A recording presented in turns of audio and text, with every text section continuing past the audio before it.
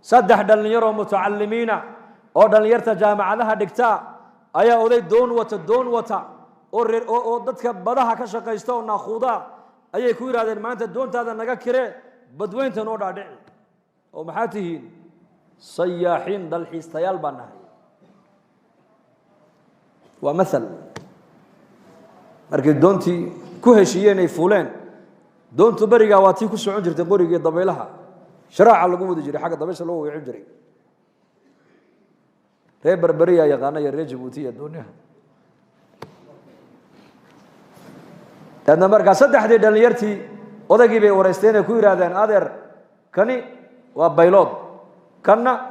waa engineer kana waa dhakhtar adigu laakiin yaraantaadi maxaad baratay markaas anigu sida loo dabaashaa bartay buu ku qosqosleen waxay ku yiraahdeen dayacta nisfa umrak waxaasi ma tacliim ba yaraantaadi waad kaga soo ciyaartay adigu markaas la yaabay sida ugu jeesjeeseen kan waa baylod diyaarado ka xaya kan waa dhakhtar hal kan waa muhandis yabna al-imarat qusur buu dhisaa adigu dabaal mashaqa tacliim ba markaas uu yar jarrabay markii barigii ay uu ka qarsoomay ee badweyntii ay joogaan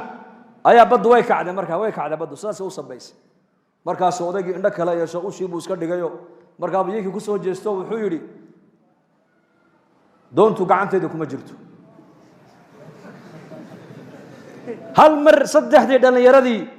maxaa bedilmay nin dhalinyaro ah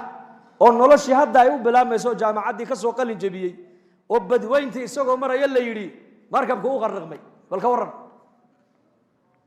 markaas hal mar kaliya dhalinyaradii wajigii baa bedilmay ilintii baa ka daadatay way qayliyeen markaas uu ku yiri markaan nigu yiri yaraantaydii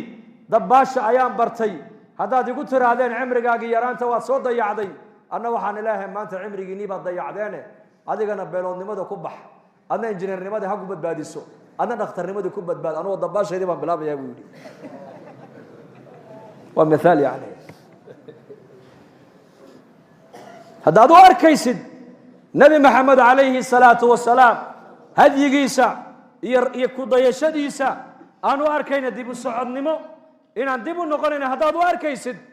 maaha waxa xaqiiqadu maanta ay caddaan doonto maalinta aad adduunyada ka intiqaashid